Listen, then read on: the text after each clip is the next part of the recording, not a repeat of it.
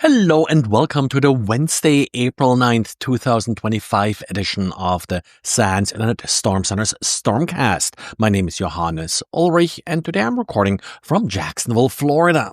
Well, of course, it's Patch Tuesday today, so we have to start with Microsoft patches.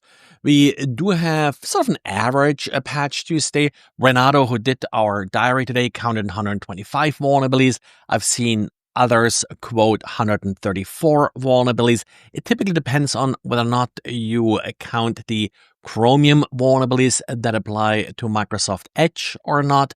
But either way, let's look at some of the interesting vulnerabilities that are sort of worth noting. And to start out, we got sort of, I call him a friend of the show, the log file system driver. This is a Windows component that has led to at least 5 zero-day vulnerabilities over the last couple years. And yes, we do have another privilege escalation vulnerability here that is already being exploited and apparently being exploited by ransomware actors as well. So not just one of those state actor style vulnerabilities. Now, why is this component continuing to be the source of so many vulnerabilities? Pretty straightforward reasoning behind this is it is a kernel driver, so it runs with kernel privileges.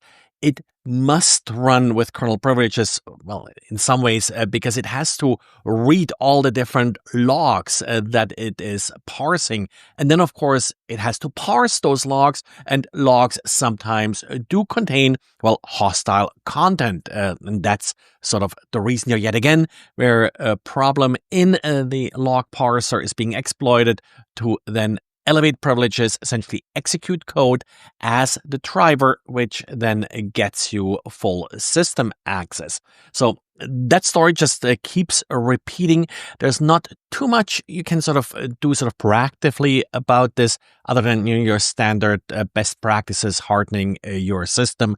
But you can't really just turn off logging. Then you would have other problems. And then another critical vulnerabilities, we do have 2 vulnerabilities against the LDAP server. Again, something that we had a couple times happening over the last few months. So not yet exploited, and exploitability is difficult according to Microsoft, including involving some timing issues where, again, depends somewhat on the creativity of the attacker, what they're going to do with these vulnerabilities.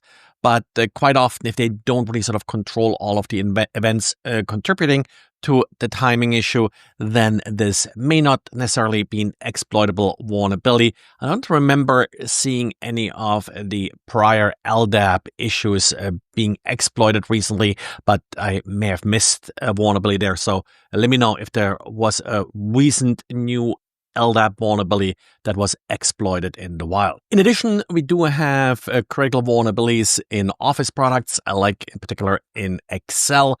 So that typically involves opening a file and then code is being executed. Now, given that they're rated critical, it shouldn't require any user interaction. So this may execute before you actually open the file. So some kind of preview scenario or something like that. Get it patched. That's really the best thing you can do here. As far as sort of priorities go, I would start with your RDP, your LDAP servers, just because they tend to be the most exposed systems in your network. So definitely something that you need to address quickly. Then definitely the Office products, because that's just probably the largest sort of attack surface that you have in your organization. And just to sort of close out this Windows patch topic here, Windows 10 is affected by many of the vulnerabilities being addressed today, but there are no Windows 10 patches available yet. Remember, Windows 10 is being phased out. There will be patches for Windows 10, in particular like the LDAP, RDP stuff and things like that. But Windows 10 is definitely something that you need to look into to hopefully move away from. And Adobe today released updates as well as usual, and they released updates for 12 different products. 2 of these products are sort of on my watch list of noteworthy products. Adobe Coldfusion. There are a number of remote code execution vulnerabilities here in Coldfusion that are rated critical. Also, Adobe Commerce received a patch, also an frequently exploited product. Nothing critical here in Adobe Commerce, some privilege escalation vulnerabilities that probably you should look into.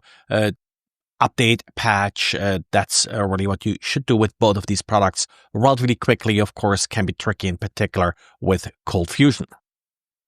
And then we got a new release from OpenSSL today, OpenSSL 3.5.0. It is a new major release at 3.5. It's also a long-term support release. No end of support defined yet for this product, but it will likely be many years in the future. The big addition here to 3.5 is post-quantum ciphers, so definitely a hot topic and your first opportunity to really play with sort of a production level implementation of these ciphers in OpenSSL. It typically takes quite a while for these sort of major releases to then trickle into Linux distributions and such. Maybe it happens a little bit faster here now given the post-quantum cipher issues. But yeah, you can always compile them yourself and, like I said, start playing with it. See if any of the software that you need post-quantum ciphers for will be able to work with this release. And Fortinet released a critical update for Fortiswitch going back to version 6.4. This particular vulnerability that's being addressed here may allow an unauthenticated password change. So definitely make sure that you update this. It has been reported internally, so no exploit known yet, but typically vulnerabilities like this with some patch diffing are relatively easy to figure out. Well, and that's it for today. So thanks again for listening. And if you have any updates, corrections here, please let me know. Or if I missed any stories, please let me know. Thanks for subscribing and thanks for recommending this podcast to others, and talk to you again tomorrow. Bye.